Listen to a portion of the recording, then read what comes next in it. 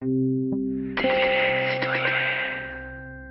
passe le petit PowerPoint, une présentation un peu administrative, mais qui permettra peut-être de vous donner des bases sur le groupe et sur la région. Bon, donc je suis Monique. Compétences, je pense que vous les connaissez, mais on le redit. De façon importante, c'est les transports et notamment les TER, évidemment. Les lycées, c'est tout ce qui concerne la construction, l'entretien et le fonctionnement. La formation professionnelle, l'apprentissage et l'alternance, ces trois premiers domaines, ça représente 3/4 du budget de la région. Ensuite, vous avez développement économique et innovation, aménagement du territoire, environnement, gestion des fonds européens et agriculture. Il y a d'autres qui sont... Moi, je suis membre des commissions environnement et numérique, donc je peux vous parler plus particulièrement de ce qui s'y passe, et notamment du travail de sape qui a été fait par Laurent Wauquiez auprès des associations environnementales qui avaient pignon sur rue pour mener un certain nombre de missions d'éducation à l'environnement et de protection de la biodiversité.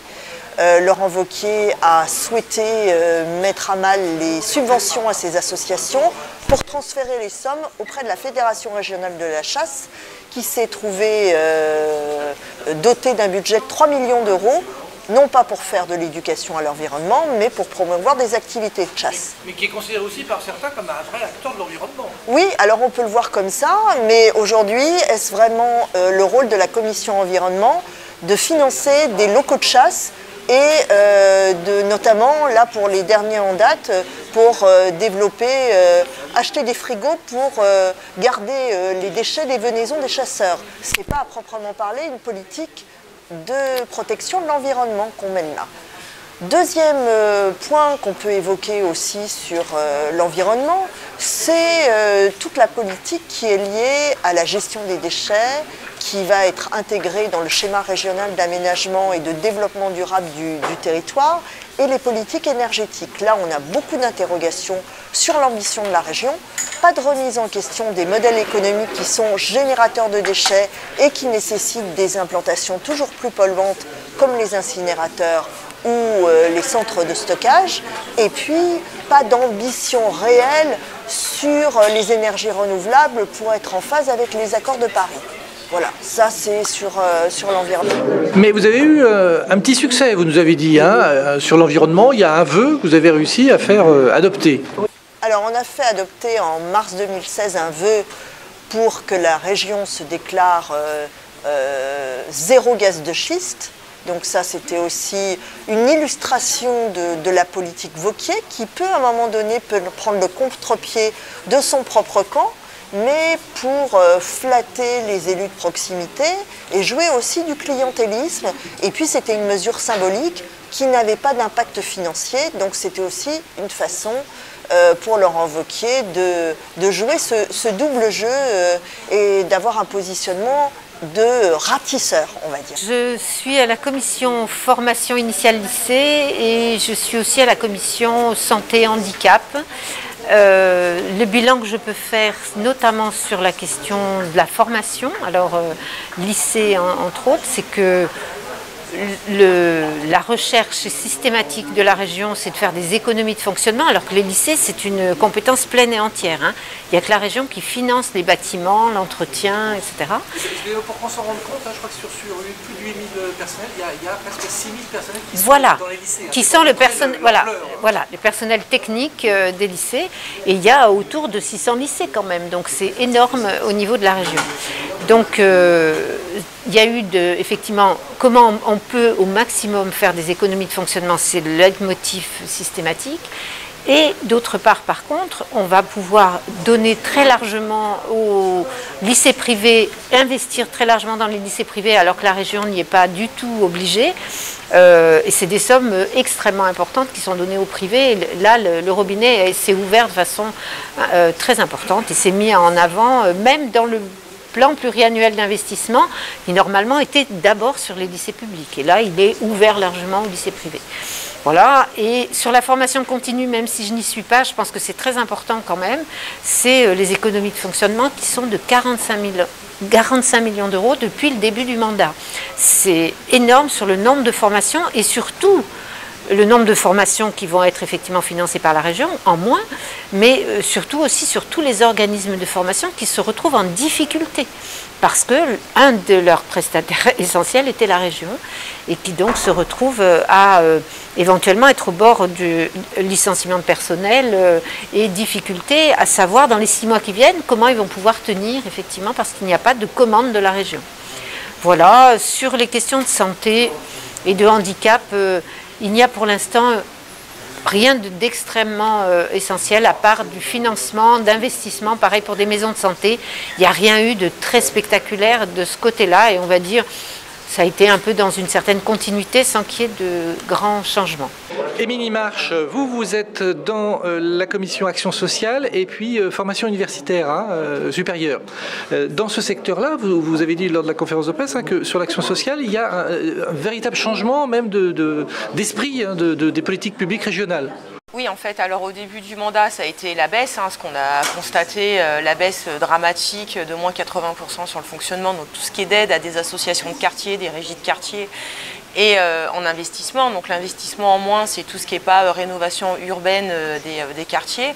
Et là, à la dernière assemblée plénière, nous avons vu l'innovation sociale de M. Laurent Wauquiez, qui est en fait de créer une fondation et on financera que les...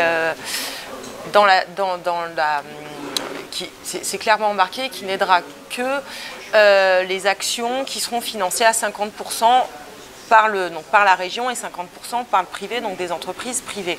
Donc en gros, c'est le PPP, c'est les partenariats publics-privés en mode social. Il faut que c'est un coût en moins pour la société et qu'on sache le calculer. Donc il y a des sujets où c'est quand même très compliqué, comme la prévention. Comme on sait que si on aide un jeune, si on ne l'a pas aidé, il aurait fait de la délinquance, c'est extrêmement compliqué. Et aussi le terme de coût, ça veut dire qu'on va aider les personnes qui peuvent être réinsérées. Nous, on appelle ça du social washing, mais c'est un peu le modèle anglo-saxon au niveau du social. Donc, évidemment que pour nous, le social ne doit pas avoir un coût de rentabilité. Ils doivent être aidés et il ne doit pas être sélectif. Tout comme l'enseignement supérieur recherche, où là, on a eu le schéma qui a été voté. Et là, on est très inquiet, on a voté contre, parce que la région, maintenant, elle se concentre sur 8 domaines d'excellence, où il y a des domaines qui sont clairement oubliés, comme les SHS. Et par exemple, la région qui finance des bourses doctorales, maintenant, avant, il y avait un dispositif où il y avait les chercheurs qui arrivaient à savoir quelle bourse était mieux. Ils ont fait sauter ça, donc c'est que par rapport aux 8 domaines d'excellence, donc quid des SHS, et quid aussi, parce que c'est marqué dans ce schéma, que la région finance que ce qui est rentable sur le court terme. Donc la recherche rentable sur le court terme, c'est que de la recherche et développement des grosses entreprises comme Michelin qui ont déjà plein d'argent via le crédit impôt recherche et qui n'en ont pas forcément besoin. Donc quid de la recherche fondamentale qui est pourtant très importante et aussi on en a beaucoup dans notre région. Que ce soit au national, Laurent Wauquiez est quand même un bon client pour des expressions polémiques. La presse, toute la presse s'en fait écho. Vous, en tant qu'élu régional, Madame Cosson, vous faisiez partie déjà de la majorité d'avant. Est-ce qu'il y a des nouvelles pratiques et est-ce que vous voyez un Wauquiez nouveau ou un nouvel esprit, parce qu'il faut rappeler qu'il est président des Républicains, donc il y a une volonté, semble-t-il, que la région soit exemplaire d'une gouvernance politique à venir, on va dire. La grande différence que je vois, c'est que depuis que Laurent Wauquiez est là, il n'y a plus aucun groupe de travail pour élaborer, par exemple, des délibérations, des politiques régionales. Il n'y a plus d'acteurs extérieurs qui sont conviés à venir à la région pour débattre avec les élus et avancer sur un certain nombre de travail, ni de travail pour suivre les politiques. Ça n'existe plus depuis qu'il est arrivé. Donc je ne sais pas si c'est très novateur. J'ai plutôt le sentiment que c'est plutôt un recul sur la construction des politiques publiques avec les acteurs concernés et avec les élus impliqués. Ça me paraît vraiment un vrai recul. Et d'autre part, après, c'est un fonctionnement extrêmement pyramidal et où tout finit dans le bureau de M. Vauquier. Et Est-ce que tous... c'est pas un fonctionnement de tous les exécutifs en Oui, oui. Il peut y avoir un certain... ça peut être le cas... Il y a un certain fonctionnement en France que l'exécutif est pesant et relativement pyramidal. Là, je dirais, c'est poussé à son extrême caricature. Les élus de tous bords, aujourd'hui, critiquent les relations qu'ils peuvent avoir avec l'exécutif et l'administration. Vous aviez pas très longtemps la presse un maire de Haute-Savoie qui expliquait qu'il a mis 1 an pour obtenir une réponse pour une subvention pour sa piscine. Donc, quel que soit... Donc ça, c'est un vrai problème. C'est la relation avec l'administration, parce que l'administration ne sait pas elle-même ce qu'elle peut répondre, parce que tout passe par Laurent Wauquiez, et il se dit que Laurent Wauquiez passe une journée par semaine pour gérer une région qui est grande comme la Suisse. Parce qu'il est beaucoup plus enclin à s'occuper de son destin national. La deuxième chose, c'est le manque de transparence sur les subventions. Et ça, c'est extrêmement critiquable. On n'a pas d'informations. Vous avez quelqu'un qui fait partie du cabinet de Laurent Wauquiez qui a la main pour augmenter ou baisser les subventions en fonction de la capacité de prendre tel ou tel type de territoire. Et donc, on a des fonds occultes qui sont pris pour donner un peu de mou sur, et on a dénoncé largement dans la presse les subventions qui étaient données de manière éhontée à la commune du Puy et à la communauté d'agglo du Puy. Donc ça, c'est un véritable fait. Dernier exemple en date, 400 000 € pour le festival Tomorrowland à l'Alpe d'Huez, dont le maire était un candidat républicain aux élections régionales passées.